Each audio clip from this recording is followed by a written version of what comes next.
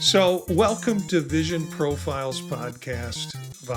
This is a mashup with our friends at MacVoices and In Touch with iOS in a sense too. We've got David here as part of In Touch with iOS and Brian Flanigan-Arthurs who's with us tonight.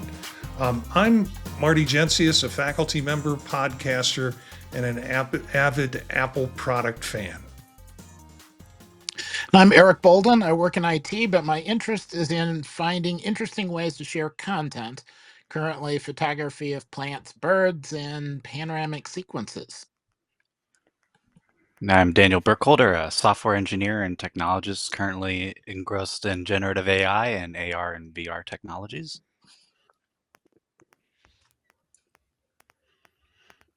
Chuck. I'm Chuck Joyner, the host of MacVoices. I describe myself as Vision Pro curious.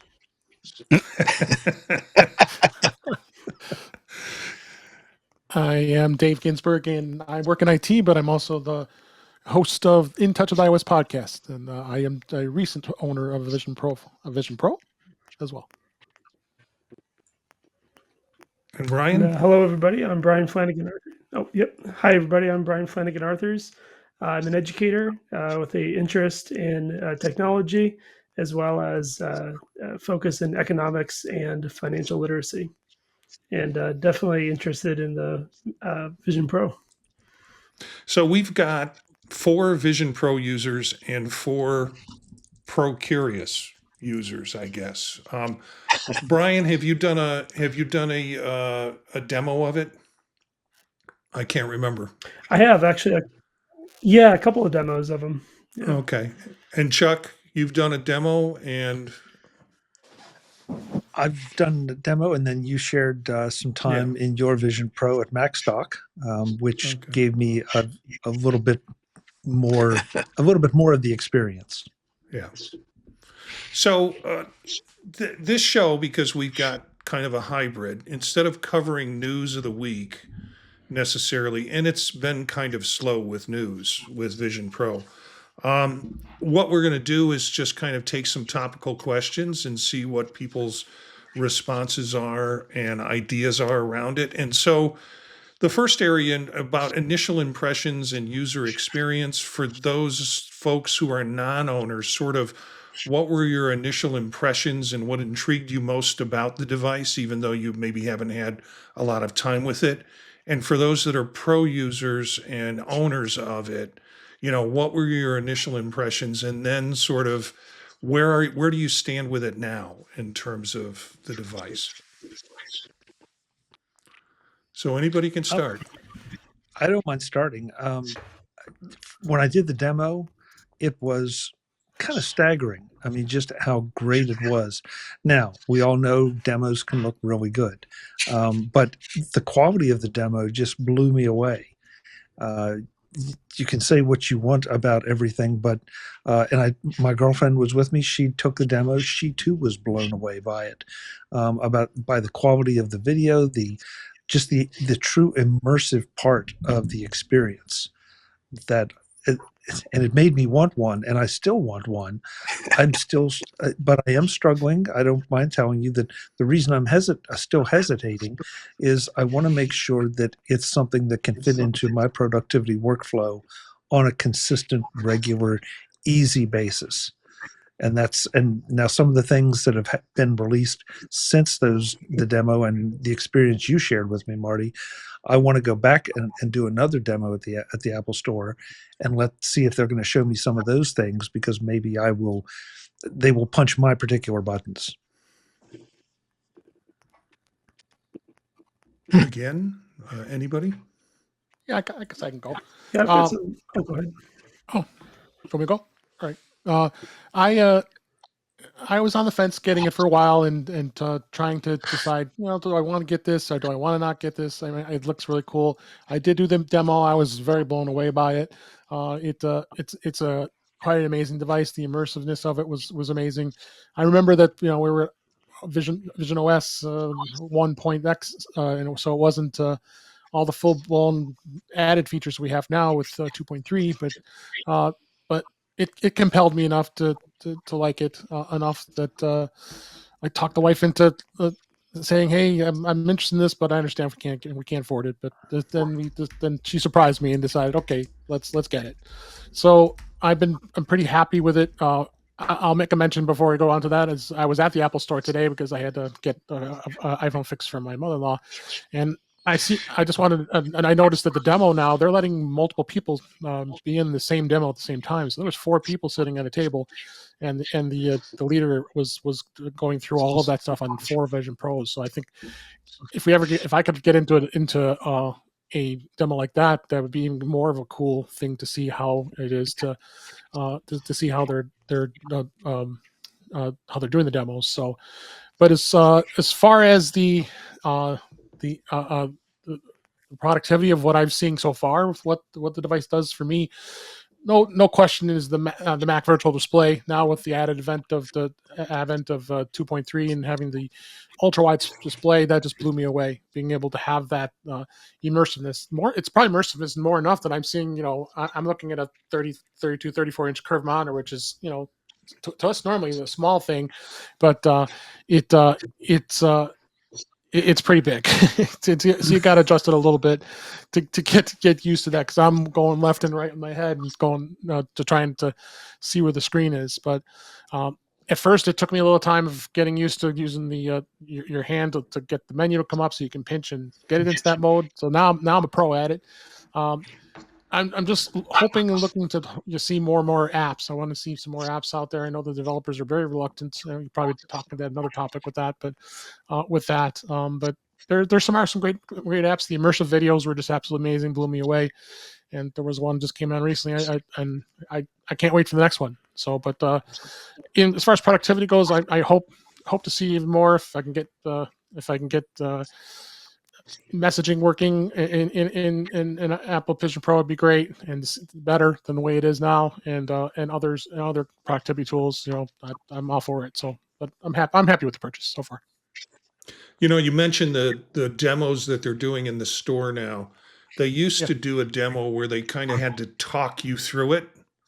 Right. Now they have everything connected to an iPad, so they can do 3 or 4 people and check in where they are and help them if they get stuck. And I saw some people saying, Apple released that software so we can do this, with our, we can do it at home. Other impressions, initial iPhone. What? I can't remember that when we got the first iPhone, we wanted to be able to hook our iPhones up to show it on the screen. Yeah. Gotta do it for this. Brian, I think you had a comment. Yeah, so for me, there's some similar qualities that both Chuck and David brought up, and also a couple that are a little different for me.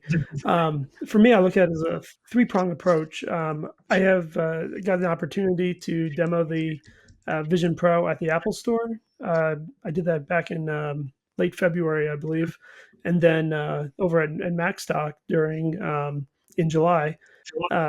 And incredible experience. And the first thing to really think about and to take away is that immersive nature of it, because there's so many products out there that we hear about. We can hear people talk about, we can read about it, we can watch videos on it, and we kind of get a gist of what it is and what its capabilities are.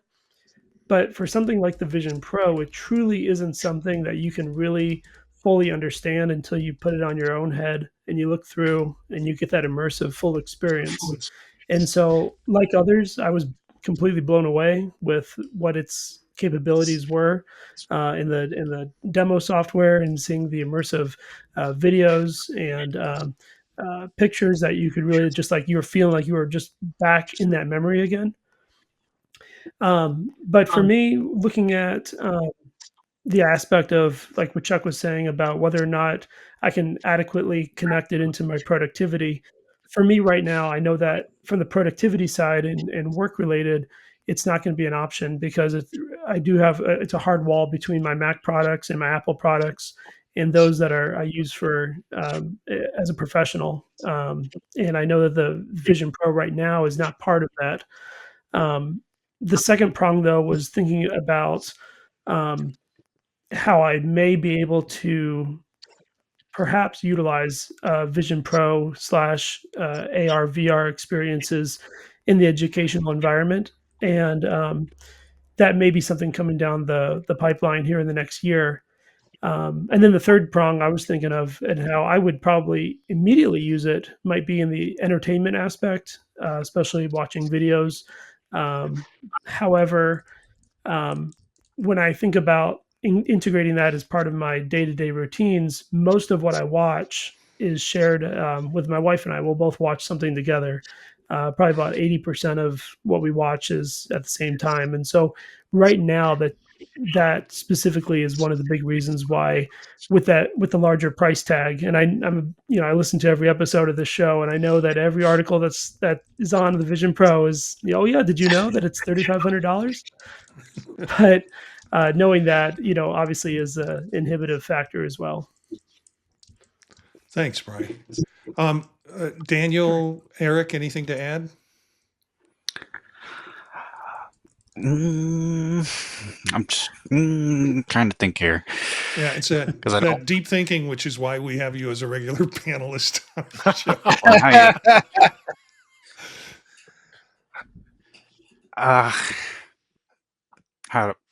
how to put it? I went into the Vision Pro with no expectation, and I felt like that was the move. All I really wanted out of it was good display on face, and that was, I would say, somewhat of a low bar. And then I let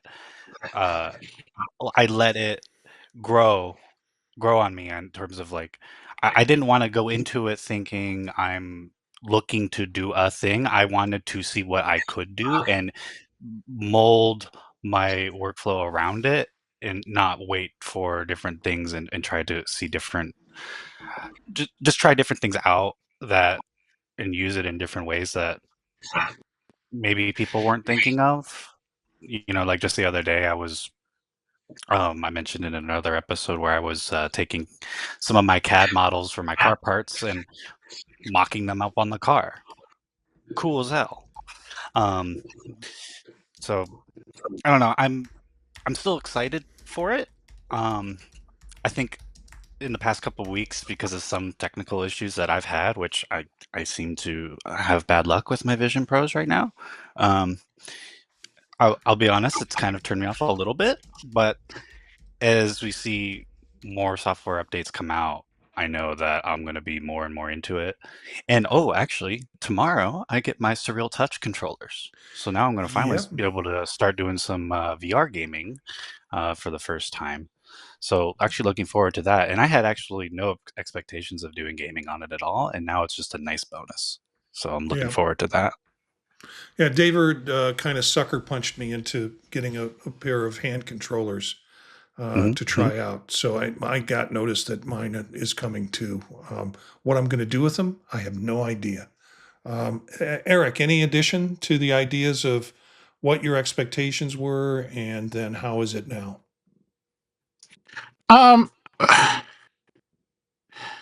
For me, when I got it, I was interested in being able to see panoramic images displayed as if I was in the spot where I originally took the picture. I also really enjoyed the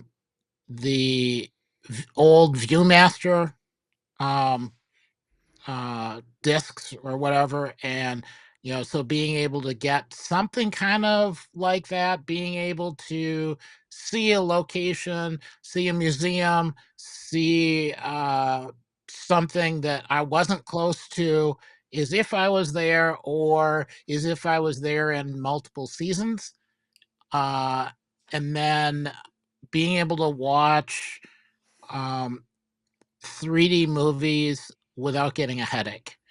And all of those things I was able to do. I too didn't really want to pay the full amount, so I went in with two other people and split the cost of the headset. And then Apple came out with the virtual display. The virtual display meant that I had the most glorious Mac display ever. And I had been using my iPad a lot, and using it both as an iPad or as a second display next to a laptop. I find I'm using the iPad a little less now, but definitely using the virtual display a whole lot and really enjoying that for remoting into work machines and just having plenty of screen real estate for whatever I'm working on. It's made life much, much, much easier. So, Yeah, And Eric, yeah, go Eric, ahead, listening Jeff. to you talk about the virtual display and having you sent me a screenshot that was extremely compelling. I'm not sure if that had not been available when I did the first demo that I would not be an owner at this point, because that's been something that has really been the first thing that has sorely tempted me into becoming a Vision Pro owner. I You think it know, would only take about 20 minutes. Yeah. And I don't think Thanks, Eric. they do that on the demos, which if they're not doing it at the demos yet, that's a big No, they miss don't. because it's They don't. huge. They I should mean, be. It is huge. when I had to go and leave for the hurricane, I'm like, oh, this is sick. This is amazing. I mean, I have my full workstation, set up, but on the go. And you still have a good view of your keyboard and your mouse. You aren't affected, so you got good feeling and you can see it. And if you're looking at it, I'm one that looks at the keyboard. I could easily see it and you stay productive. So I'm going to shift a little bit to a second section and the idea of how those of us who have it maybe want to talk about media consumption and how you're using it for media consumption. And then for those who don't have it, maybe ideas that you have about how you would like to use it for productivity. And you can blue sky that. It doesn't have to be something that's already there necessarily, but ways in which you could use it for productivity if it was possible. I have I like Daniel went in with no expectations. I knew it was going to be an expensive product. I saved money for a year to be able to get it with the anticipation that I wanted in on it. I had had some experience with a Meta 2, and I think the Meta 3 came out. Daniel, you might know this. The Meta 3 came out before Apple Vision Pro came out because Maybe. because I picked up one of those headsets and then was kind of trying to compare it to what I'd get with Vision Pro. And maybe somebody will correct me in the chat room about when Meta 3 was released. It was So October 10th, 2023 is when it was released. Oh, okay. So yeah, well, I had it for a while actually. So I was a little concerned that it might not live up to the price tag, but was not disappointed with the capabilities from a computing standpoint and from the potential of a productivity standpoint. But yeah, I put on apps that I could use, and I could use them in other environments and on other platforms. But it was kind of cool to do it on the headset, but quickly slipped into media consumption and absolutely nothing like that. There's no experience like media consumption on it. And so I'm curious about Daniel and David and Eric, your experience as a media consumer, if you do consume media on it. A majority of my media consumption is YouTube. So not really anything special in the Vision Pro around YouTube, except fighting with different apps getting taken down from the App Store because of various nebulous reasons, but that's a whole other topic.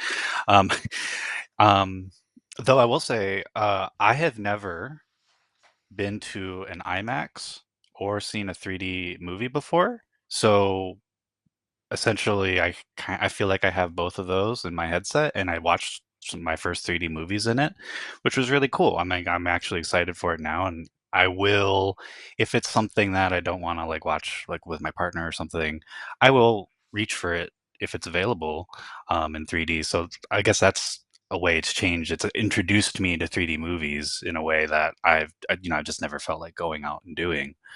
Um, in terms of, well, I already mentioned the Surreal Touch controller, so I'm looking forward to that.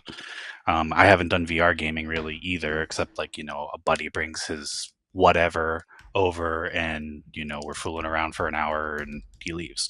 And then, but in other gaming, I've been using it just as a big honking screen. I mean, I played through Elden Ring in it. Was really fun. I mean, it's the best screen I have in the house right now until I buy a really nice OLED TV later this year. But yeah, I mean, I guess overall, it's introduced me to different mediums that I hadn't yet seen before, and with these immersive videos, like these are different than a 3D movie. I can't put my finger on it how they're different. Maybe because they're actually shot with the depth and intention in mind, whereas maybe a 3D movie isn't as much because they're also still trying to film it for 2D as well, so they have to kind of have a compromise there. So I do hope that I will see more 3D content that I'll want to enjoy, whether it's like movies, 3D, or immersive. Which Yeah. before, I just recall when you said your first 3D movie. My first 3D movie that I saw was using the headset on a plane, and I watched Ready Player One. So there are lots of layers. There are lots of layers in that. It was actually pretty cool to watch that, to be on a plane and to have it in 3D. David or Eric, any comments about media consumption? Yeah, I mean, I've done a I've done a lot of movies. I mean, unfortunately, like what Daniel just said with YouTube, YouTube is it's unfortunate you have to watch it in the browser. They keep taking down apps that could be with it. I wish Google would get their act together and get that going. I'm also a YouTube TV subscriber.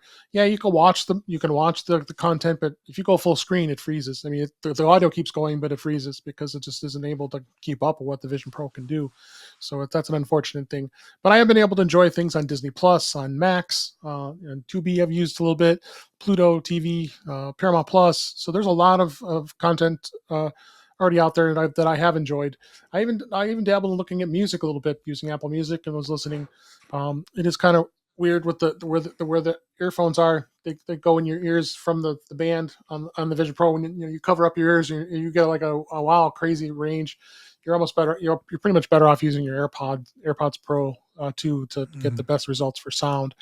But and then of course all the immersive videos that Apple's been releasing so far, we're just again, like I said before, we're just amazing. So I think as a consumption device, I think it'd be pretty amazing. I'm still waiting to have some productivity.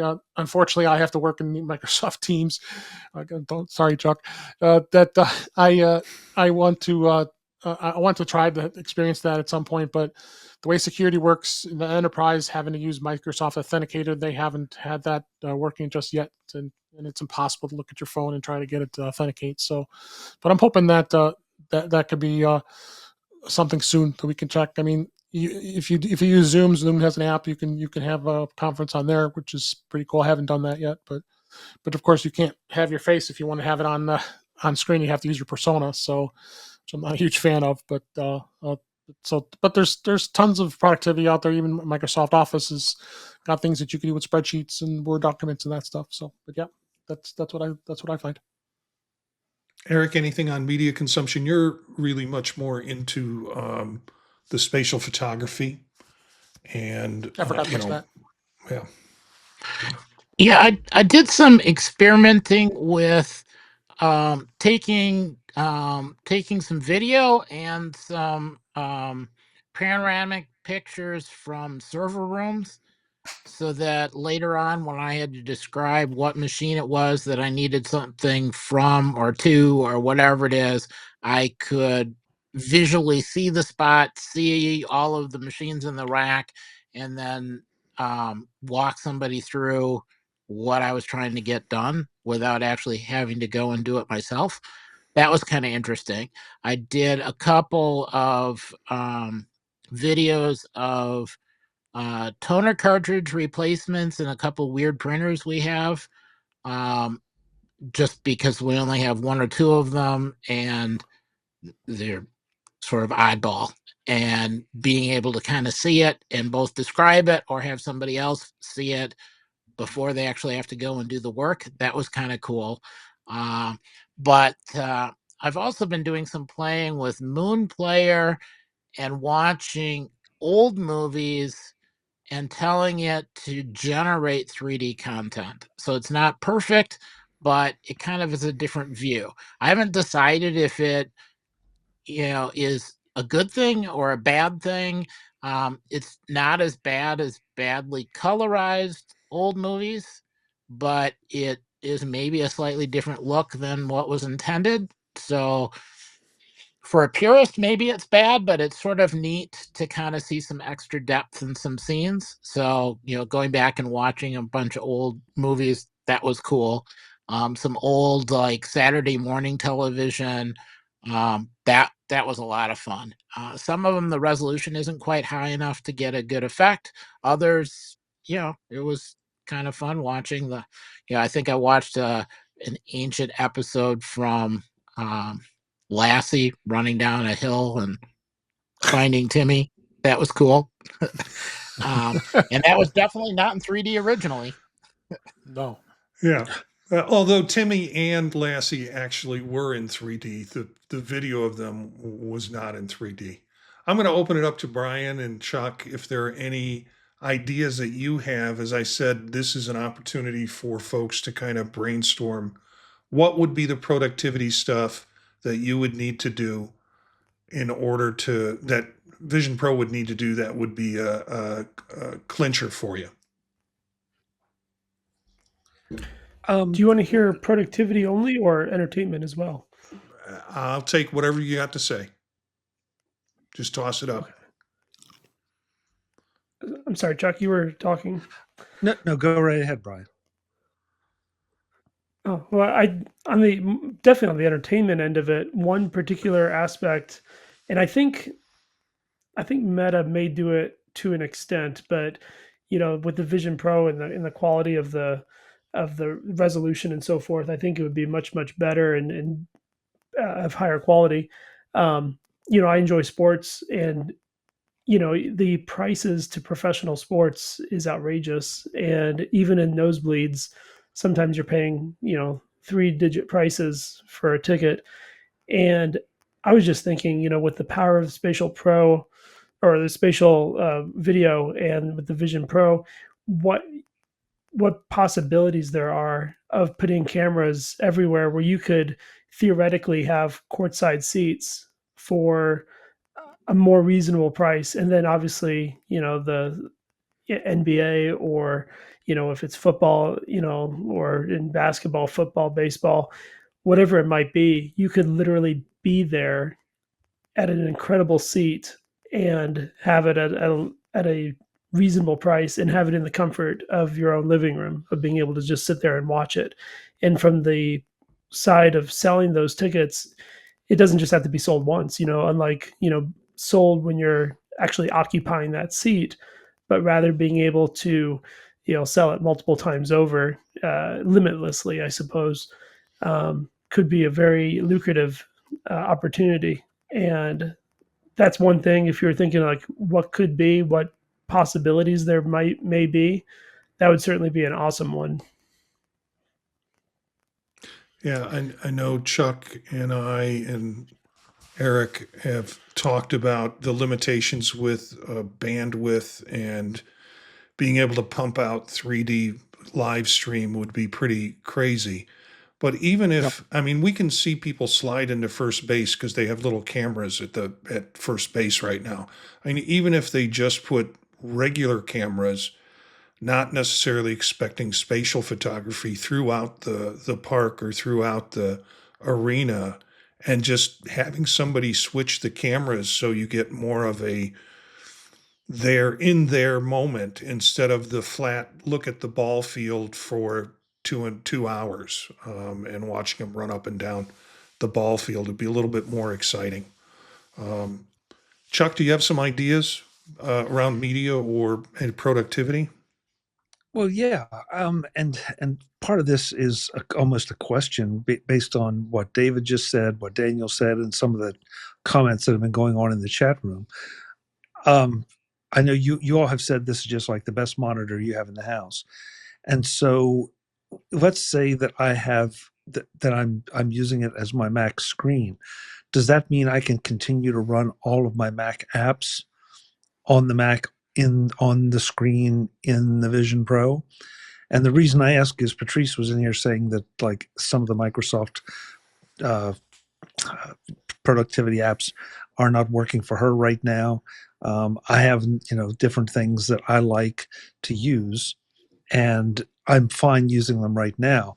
That would be a really it would be a big boon for me if I knew that even though I might not be running Vision Pro native versions, that I wouldn't have to not use those if I'm in the Vision Pro environment. So I guess I'm asking a question. If I, God help me, if I need to be using Teams in the Vision Pro app, can I do that? Or am I required to run the Vision Pro native version, which apparently is not working a lot better than it does on the Mac?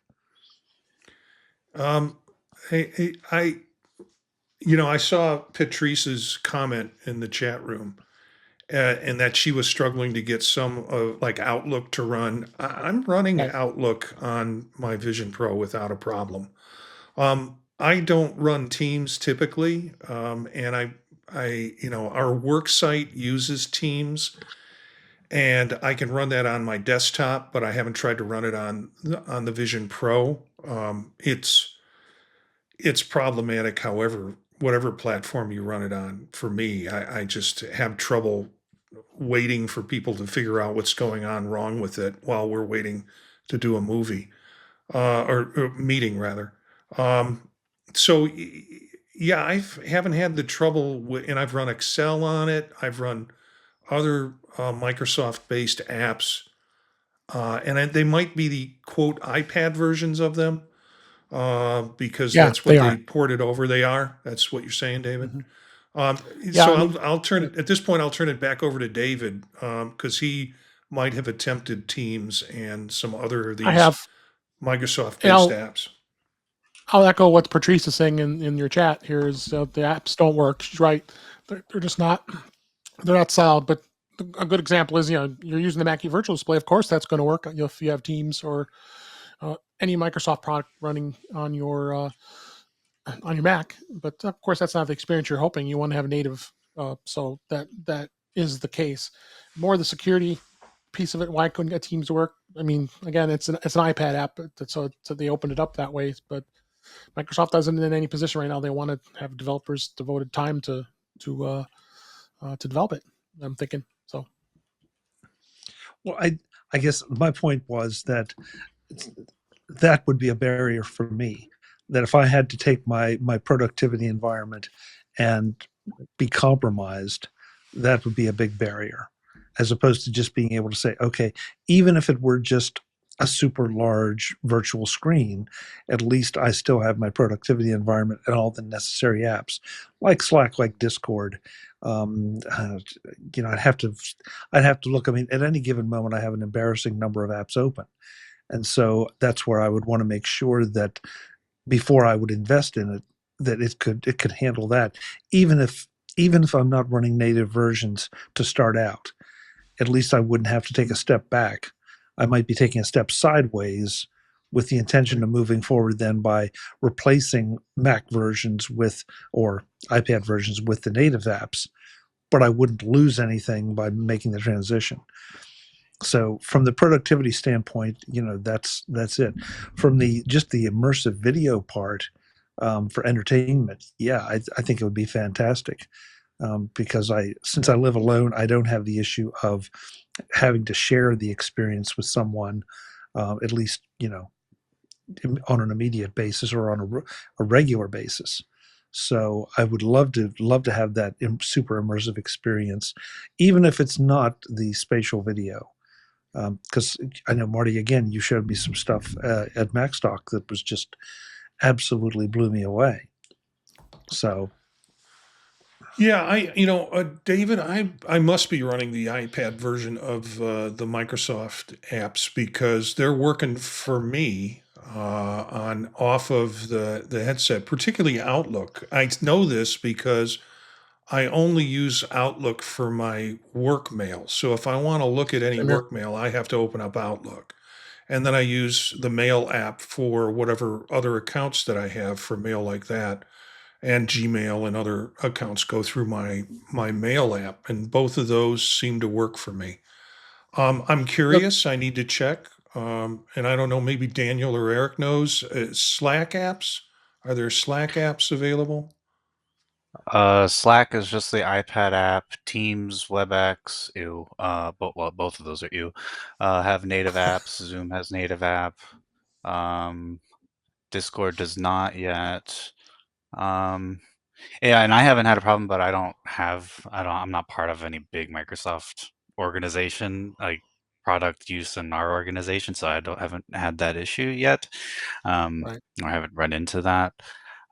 Chuck, to kind of answer your question maybe a little more directly, like the virtual display, it's just a display, so you have nothing to worry about there. Nothing's going to change as far as your setup there on your Mac goes, except that now you have big honking virtual screen, and also let's not forget that the keyboard and mouse or trackpad from the Mac will also hand off immediately to all the native apps as well. So perhaps as more native apps are coming online and you want to use those separately as a second window, like I might, instead of having Slack up on my Mac and virtual display, I'll throw the iPad app up and have a Yeah. second window off to the side. So um, now I'm just saying Well, so let me. This is something I should know, and I'm embarrassed to say that I don't. And I know what you just said, Daniel, makes perfect sense. So that well, I'll just ask the question: are there other native browsers for Vision Pro, or is it just Safari at this point? Oh, it's just Safari, and Apple's stance still hasn't changed. It's even if there were, it's still going to be WebKit under the hood, or rather Right. Safari under the hood. Just like every other iOS thing, at least everywhere Right. except Europe.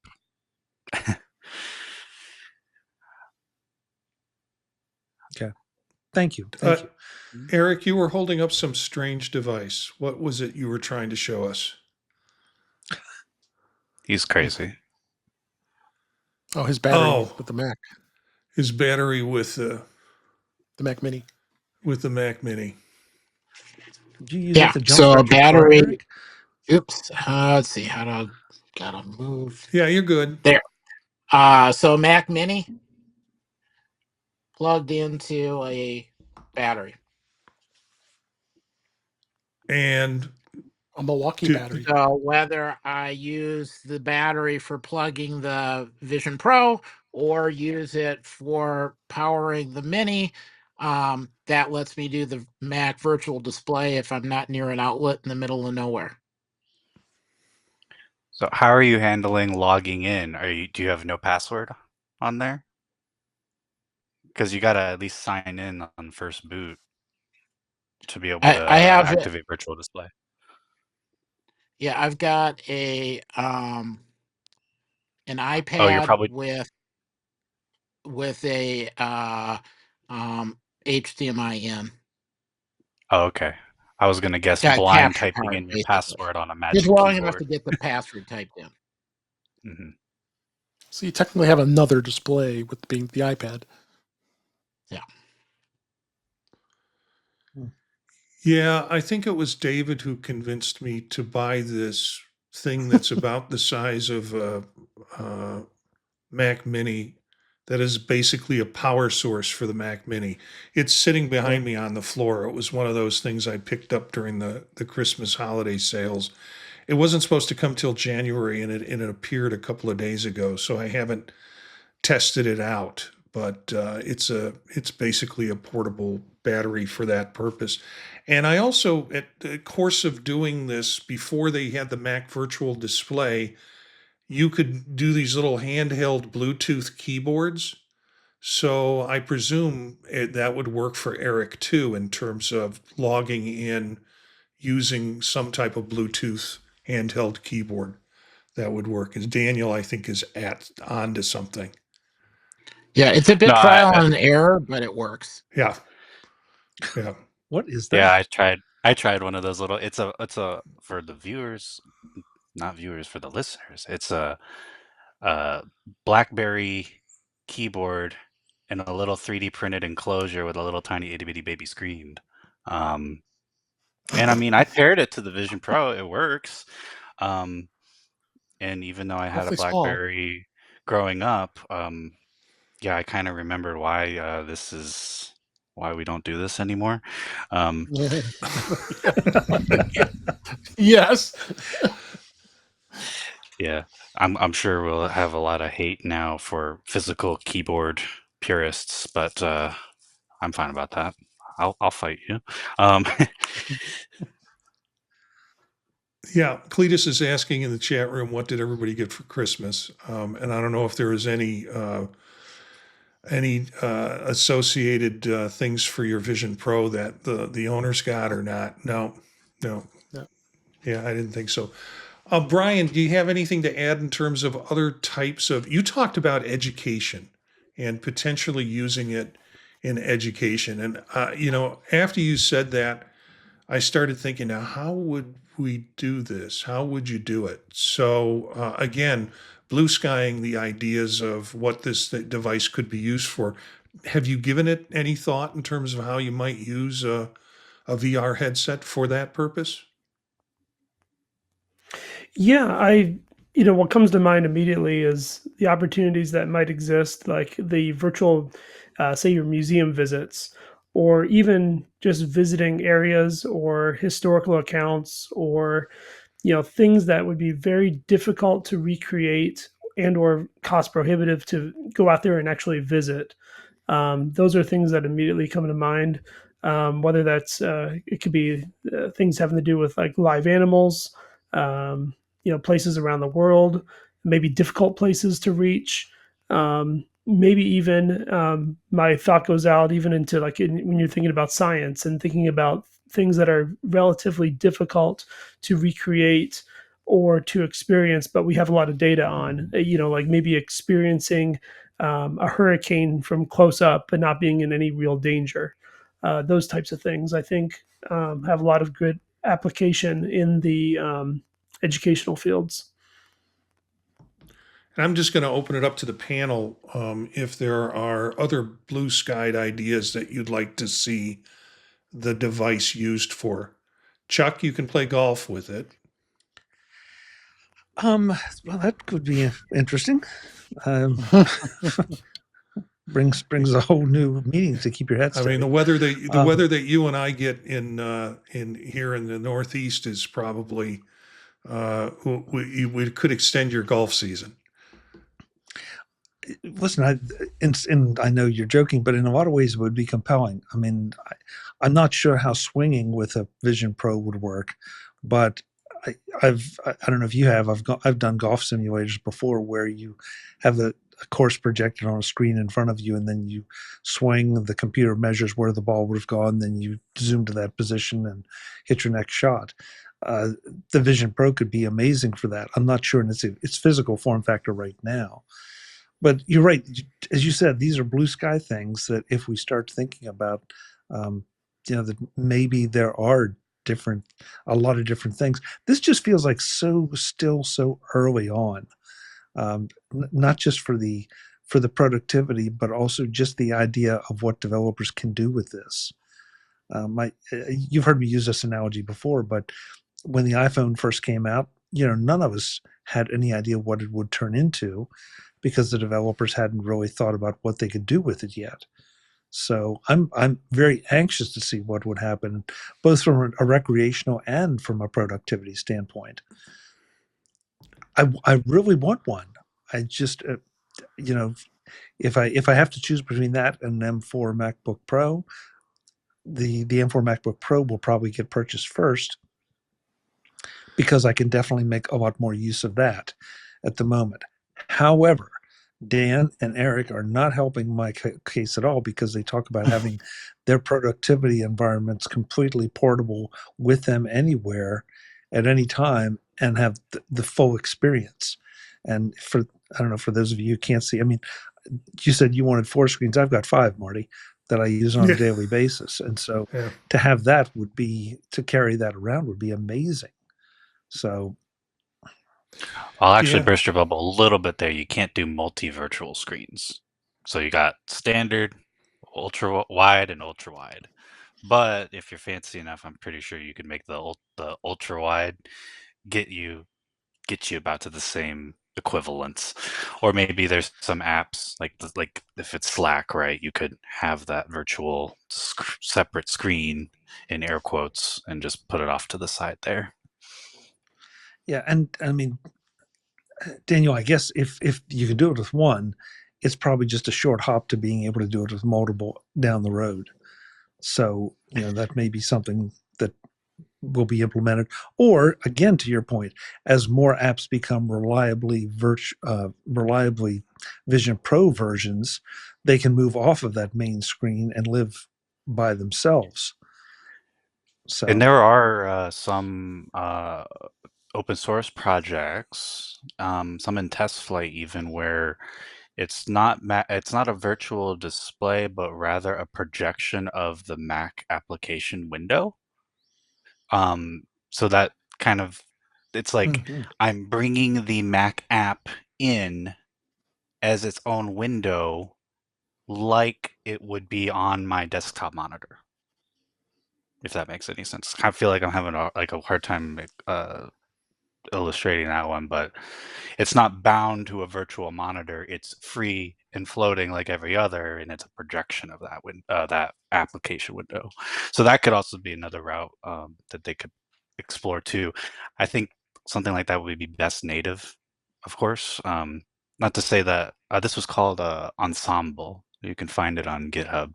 Not to say that it didn't work. It worked, but I wouldn't want to use it unless it was more of a native implementation. right.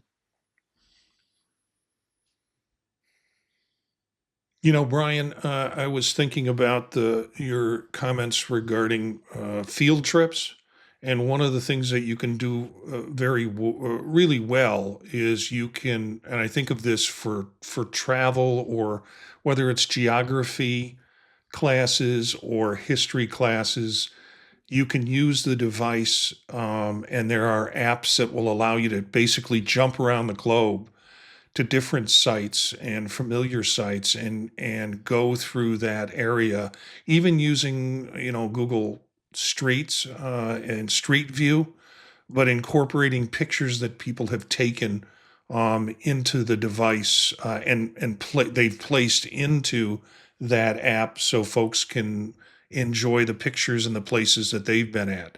So there's an opportunity from an educational standpoint for the virtual headset and the virtual travel trip to be done as part of an educational process with folks. Whenever I've had international teachers here, and this was before the Vision Pro and now also after the Vision Pro, they'd want to put that Meta headset on before the Vision Pro and go right into the maps and show everybody their hometown, in Kenya. Or it's kind of interesting because here they are. Where do they want to go first? They want to go home, and they want to show everybody that too. So it can kind of be educational and very kind of international in its sharing. Uh, Patrice, who's in the chat room, is a big fan of InSpace. INSPAZE. Eric, myself, Chuck, we've talked about this app before as kind of an amazing way for social gathering and meeting people under various topics. Brian, I think I'm going to try and do something in there that's sort of like every other week meeting on something, just to start kind of that educational, cross global educational conversation with folks. So there are these opportunities that you can do with the headset and the platform. Things that you Awesome. would Thank like, you. yeah, things that you would like to do with it for work, or things that it doesn't do well that you would like to maybe have it do for work. I'll start. Give you guys a chance to think about it in terms of your workflow and what you do. Scheduling meetings. I use Fantastical in there. I can also use Calendar, I guess, if I want to. But Fantastical works well in that. And I would like to have a better way of, typically what we do is we don't use shared calendars and as much as we can in academia, because academics are one of those groups that likes to profess their own independence. No one's going to, run my schedule for me. And so we don't like to use those shared calendars app as much. The administrators like to use it. And when the administrators use it, it feels kind of as if they're getting in our stuff by scheduling meetings for us. Typically, it's a series of doodle polls that get us to some agreement of everybody that needs to be there or when it needs to be. Maybe not the most efficient, but it's the most, it gives each individual the most say in when a meeting can happen. I would just like to see a better functionality for meeting scheduling within that environment, whether it's an app that's Vision Pro specific that people create. Well, it couldn't be Vision Pro specific. It would have to be on multiple platforms for people who aren't on that platform. And to also be a app that would be cross operating systems. So people who are using Windows computers or Linux or on Android phones would be also be able to participate in it. So for me, to add to the workflow, I'd like an efficient way of doing meeting scheduling in terms of productivity, because that's a lot of what I wind up having to do in my job. I think for me on work stuff, it's it's doing its job because I mean, as a software engineer, I'm really working on a laptop most of the time, and fully accept that the Vision Pro is not going to be a developer environment. Like, I'm not going to actually compile software in it, just like you're not on an iPad. Um, but what would help me is, well, virtual display is great. It's good. But I personally think it's only about 80% there. I'd like it to be a little sharper. Because I find I have to, at least me, I have to either increase font size or make it bigger, and then I'm starting to move my head around a lot more, and I don't want to be moving my head a lot because I mean that's just not good from an ergonomic perspective. Um, and I think the only other thing, at least on work stuff, because all my other productivity stuff for the most part is there. I'm an OmniFocus user. They were there on day one.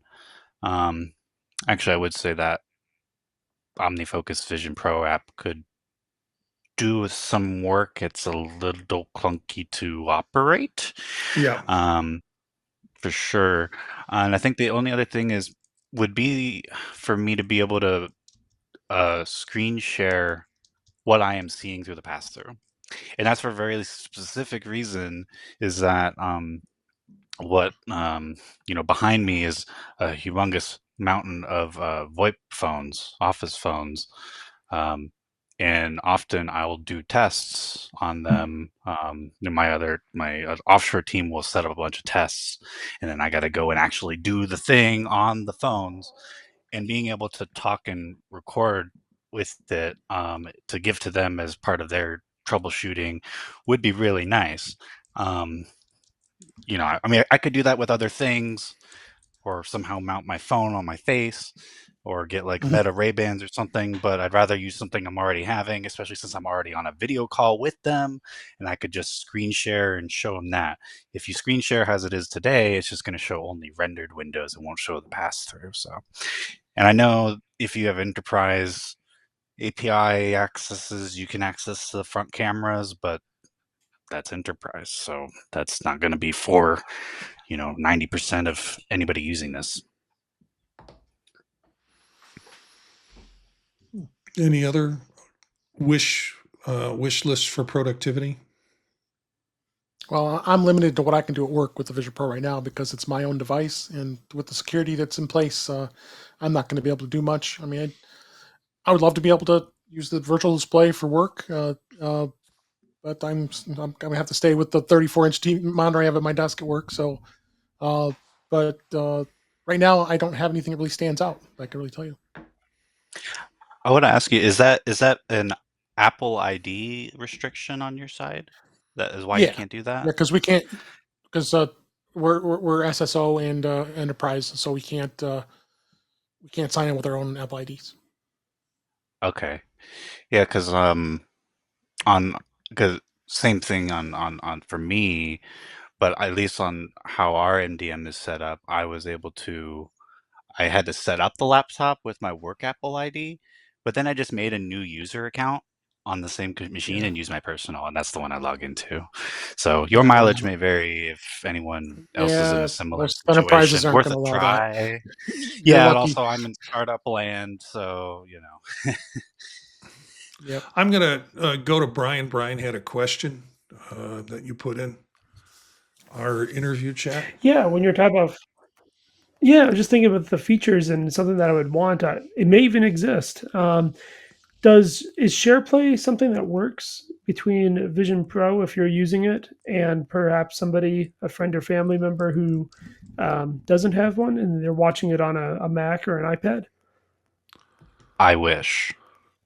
Very often, Okay, so it like my doesn't. partner Okay. might no, yeah, my partner might be watching something on the Apple TV because I want something like that too. He might be watching something, but I want to be in Vision Pro doing whatever, but also kind of watch that on the side. Yeah, I have the pass through, but in my mind, there's no reason why I couldn't share play it right in and I can get a native feed. Um, I would want to put AirPods on so I'm not getting double sound, but that's different, different problem. I don't know if there's any hint that they're going to do such a thing, but as far as I'm concerned, all the building blocks are there. It's just a matter of are you guys going to do it or not?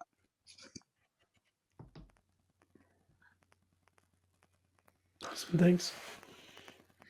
Daniel, that feels like, I mean, those comments seem to, they resonate with me, and they kind of echo what my thinking is, that there are a lot of little things that I would like to see. I think Marty's looking for maybe a big one, and I'd love to give him one. But we all sort of do the same thing. We manage information in various areas and ways. And I feel like the Vision Pro has the opportunity to let us do that in different ways and maybe more efficient ways.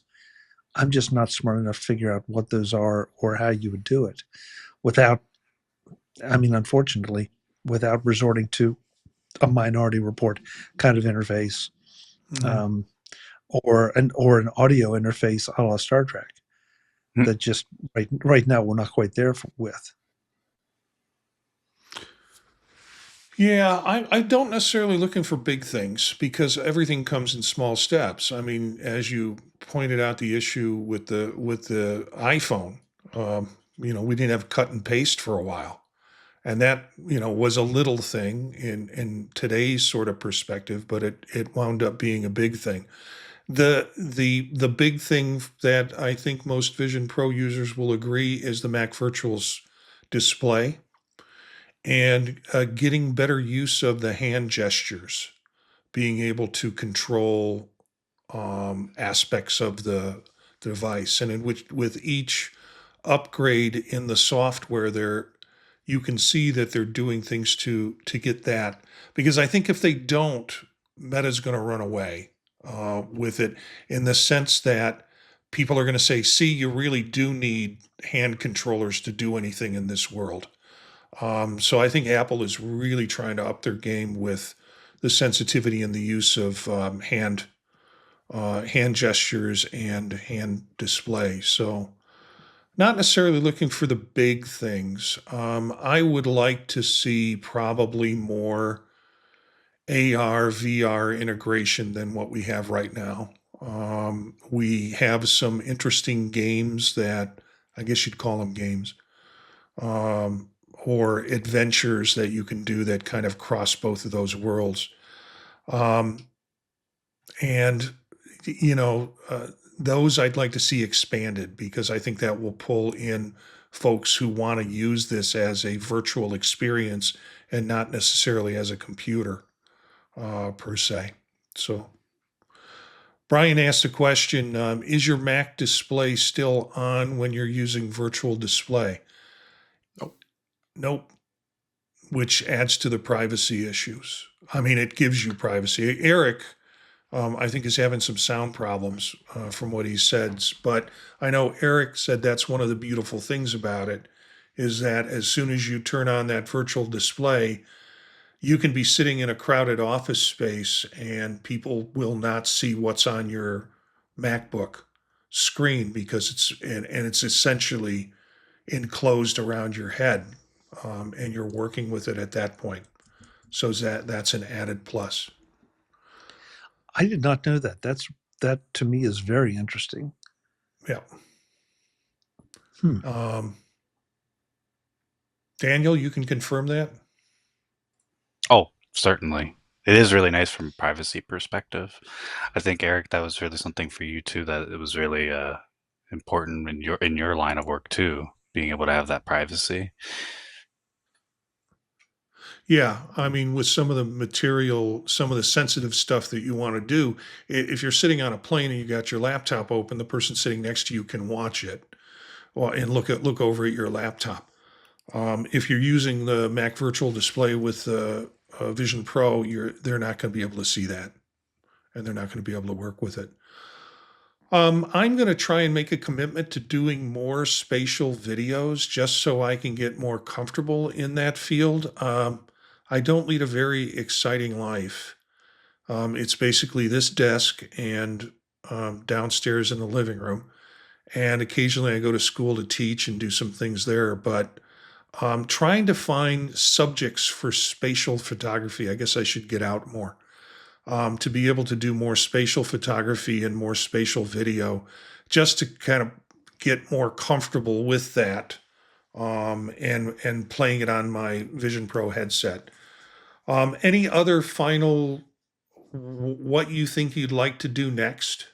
If you're an owner, or if you're curious what you would like to learn more about next before we close out this episode? I think we're good. I think just keep talking, because every time I've listened to this show or talked with you and Eric, it seems like I learned a little something new that I just wasn't aware of with the Vision Pro as it is now.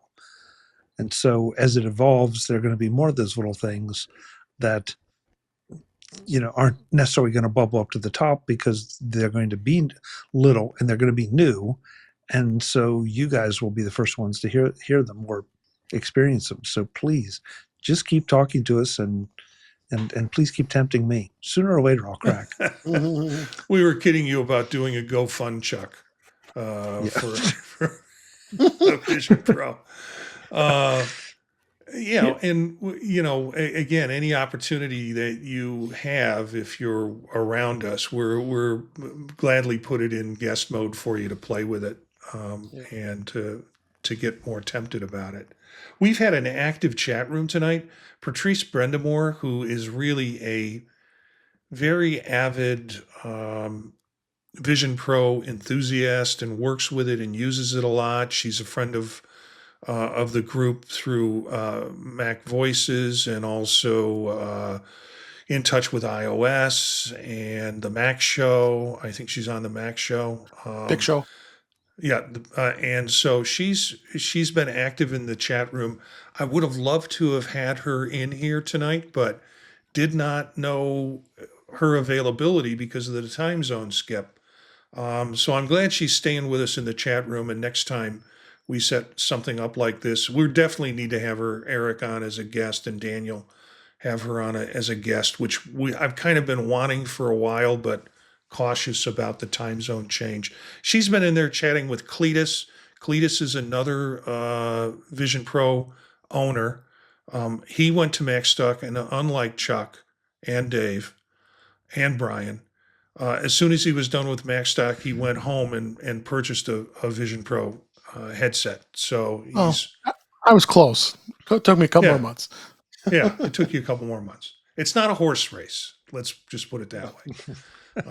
We're happy to have you whenever you can join us. Cletus was in there and enjoying it, and we had quite a few other folks. I think Webb was in there for a while.